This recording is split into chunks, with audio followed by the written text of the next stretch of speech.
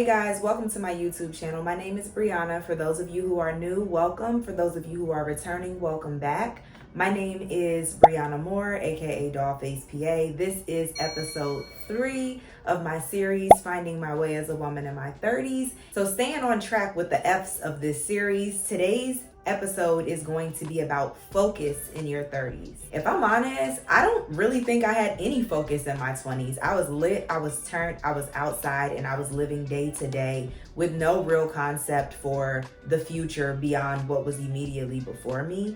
I didn't really have much intention in any of the things that I was doing, applying myself to, or allowing myself to be a part of. I was very frivolous with my use of time, and I just allowed my focus to really set on things that just really have no value at all beyond the current moment. And I think that's probably true for most 20-year-olds because you just begin to see time a little bit differently as you get older. By no means am I old, I'm only 33, but I do think you begin to have a greater respect for time when you realize how short life really is. And so today I want to break up focus into 5 topics. I want to talk about who, what, when, where, and why. That's kind of how I think about focus in my 30s. We can start with who. And so I want to break up who into 2 categories. Who, the first who is going to be me. The second who is going to be my relationships. So for the first part of who, I'm going to talk about me. For the second part of who, I'm going to talk about other people, specifically relationships and building community. I kind of touched on this in my introductory video to this series, but a lot of my focus in my 30s has been on self-improvement. Self-improvement is something that I take very seriously in my 30s, and it's something that I regard very highly. I wholeheartedly believe that in order to be a better person, you have to do the work. I am not referring to toxic positivity. I'm not referring to behavioral modification. I am talking about addressing the deep, dark, broken areas of your heart and soul that create friction and wreak havoc in your life. And that is hard work. For me, it started with getting right with God. Jesus Christ is the foundation of my life, and there is no healing or true restoration without him. That has been my story, and that has been my testimony. In addition to that, I went to therapy. I talked about that a little bit in my previous video also. It was about unlearning a lot of toxic and bad behaviors and responses that my trauma taught me, and holding myself accountable and confronting the areas of my life where I needed to do better. And that's difficult. And if you don't have self-awareness, and if you are not willing to sit in the discomfort of addressing your mess, that's going to be a difficult thing to do. Wholeness and wellness are the absolute focus for me when it comes to myself and self-improvement in my 30s. I've had to challenge my thoughts and beliefs about myself. I've had to challenge my thoughts and beliefs about other people. I've had to bring rational thought to responses and feelings that are seemingly automatic but don't actually make sense. I prioritize my physical health with better eating habits, better sleeping habits, better exercise habits. I have the hard conversations. I stand up for myself when it's difficult, even if that means potential conflict with somebody that I respect. I set appropriate boundaries when it's necessary. And I'm not talking about using boundaries as a tool to stay in my dysfunction, as many people do use that term in 2026. I prioritize truth and honesty above anything else. Above all, my focus lies in remaining true to myself at all times. I refuse to compromise or dilute the truth for fear of hurting someone else's feelings. I believe that there is a way to deliver truth in a gentle way where it doesn't have to be brutally honest. Why does honesty always have to be brutal? You can be gently honest. And I believe that, and I stand in that in my 30s. So that's a lot of the self-focus that I have in my 30s. Now I kind of want to switch to the relationships and community part of this conversation when it comes to focus in my 30s. In my 30s, I focus on building genuine connections with other people. So much of my friendships in my 20s and even before that were built on convenience. We see each other every day at school. We cheer together. We're on the same team. We're in the same class. It was really a matter of proximity, and that looks very different. In my 30s, I am only building genuine connections. Connections not based on convenience, proximity, or what I think the other person can do for me, but connections built on genuine love and care for the other person. Connections that are steeped in genuine support and concern for the other person's well-being. That's what I look for in friendships in my 30s. And that has to be a two-way street.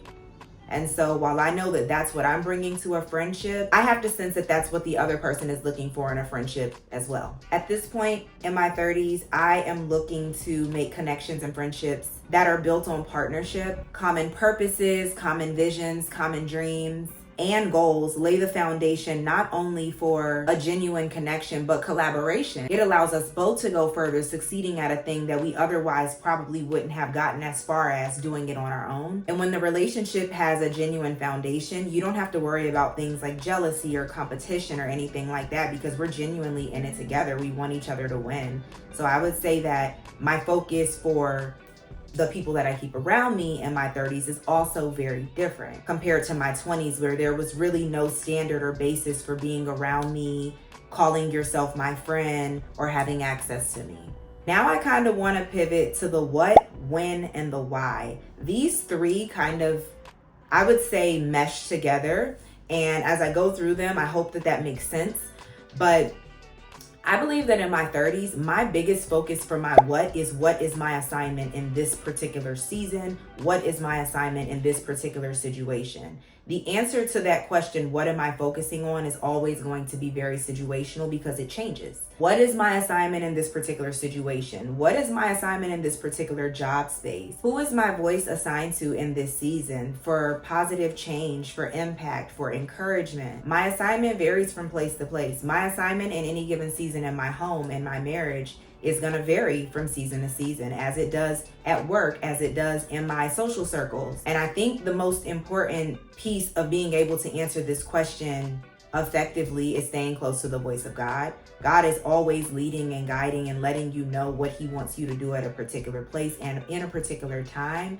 And if you're not sensitive to his voice and discerning where the Holy Spirit is moving in a moment, you might miss it, which is why I think it's so important to create space to hear the voice of God in prayer and reading your Bible. The Lord will always lead and guide you where you need to be in any particular season. In order to be effective in your assignment, you can't do that without the guidance of someone divine. Otherwise, I would be moving through life very randomly, just throwing things at the wall and seeing what sticks. And I've come to learn about myself, I'm not a random person. Nobody is. Everything happens for a reason. We were all created with purpose. And I think it's very important in your 30s, if you want to feel any sense of fulfillment in your life, to really tap into that. So I would say for focus in my 30s, the what that I'm focused on in my 30s would be my assignment. Let's pivot now over to the when. The focus in my 30s of my when, I would say, is timing. I am always focused on the timing of things because timing is everything. Knowing when to move, knowing when to stay put, knowing when to relocate, knowing when to stay still, knowing when to leave a job, knowing when to stay, knowing when to end a relationship, knowing when to start one, knowing when to release, knowing when to wait. All of those things hinge on the question of timing. And so I am very focused on timing in my life because it is very possible to do the wrong thing at the right time, and even more possible to do the right thing at the wrong time. And there's a divine timing for everything. And if you're out of alignment with that timing, things just don't always land the way they're supposed to. Focusing on timing requires discernment. It cannot be founded on brokenness or trauma or fear. And that's why healing is so important, because so many of us, and I've done this myself, in past seasons, make decisions out of fear. You stay at the job longer than you're supposed to because fear of finances. And I get that. I understand. Bills have to be paid. You stay in a relationship that's not good for you longer than you're supposed to because of fear of being alone. You don't release that project that the Lord placed in your heart because of fear of what people will think about it. And making decisions that require timing based on fear, it will always lead to a lesser outcome. So coming to discern timing in a healed state becomes that much more important. So my when focus in my 30s is timing. I'm always thinking about timing, understanding that we are finite beings and the clock is ticking. The clock is ticking. We all have limited time on this earth. And as somebody that really wants to maximize the fullness of my life, the fulfillment of my life, while also maximizing my impact in the world for change, for helping other people, and just making a positive difference in this earth, I understand the delicacy of time. So for me, timing is a huge focus in my 30s. I want to pivot over to the why. The why is always going to be purpose. Purpose, in my opinion, in my 30s should always guide the question why in any situation. Purpose is something that each person was born with. Every person on this earth has a God-given purpose. You were created with purpose. You were created on purpose. Your purpose is multifaceted. You don't just have one purpose. You were not just created to do one thing. But unlike your assignment, which may change from season to season, your purpose is foundationally who you are. That does not change. Your purpose is what shows up in each assignment to accomplish what needs to be done in that particular season. Purpose should be the undergirding of everything. It should be the reason for why we do the things that we do. Our lives could be so impactful if we really just leaned into our purposes and took it seriously. And that is why personally I have such an issue with doing random meaningless things or spending my time in random meaningless ways, because I understand that that's time that we're not going to get back. And I do think that it's just important to make sure that everything you're doing, the relationships that you're sowing into, feed your purpose in some way. In my life and in my opinion, purpose should be the undergirding of anything that I'm committing myself to at this point in my life. Me and my husband got married with a purpose because we believe in marriage and we believe in covenant and we love each other and we want to be together forever. So the purpose of us getting married was to seal our covenant before each other and before God that we were going to be together forever. I wanted to take care of people in a meaningful way for the rest of my life. So I went to medical school and I became a PA. That decision helped facilitate a career and life decision that would ultimately help me walk along a path that supported my purpose, which I believe a huge part of my purpose involves other people and helping them and loving them and caring for them. Purpose is the backdrop of your identity, your real identity, who God says you are and who God created you to be, not what other people have said you are, not what you've come to believe you are as a result of your trauma and your experiences with other people, but purpose is the real you. Oftentimes your natural gifts and talents, the things that you're naturally good at, the things that you're naturally drawn to, are indicators and are pointing toward your purpose. That's something to reflect on if you're struggling. I've heard so many people say, I don't know what my purpose is, and I've been there before.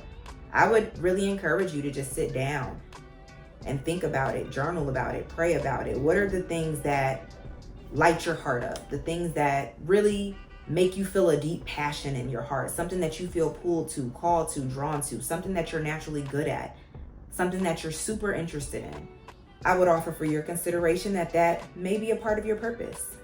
And if you allow the decisions that you're making in your life in every area of your life to support that purpose, you will always be in purpose. And things work out for you when you're in your purpose. When you're walking in purpose, things naturally work out for you. Because when you enter the universe as who you were created to be, all of creation has to respond to that. And so it becomes a matter less of, I hope this works out for me, and more of a confidence of, if I know I'm walking in my divine purpose, things have to work out for me. So the focus of my why in my 30s, plainly put, is purpose. There has to be a purpose. I don't do anything randomly. I don't move through life randomly. Lastly, I want to talk about the where. My focus on where in my 30s has been places and presence. I've put a lot of focus on my presence in certain places in my 30s. I think about where I'm at any given time. I'm mindful about the places that I agree to go to. I'm thoughtful about the places that I decline invitations to. In my last video about fun in your 30s, I talked about coming into a place where I realized the power of my yes. And as a result of that, I do not agree to just go anywhere.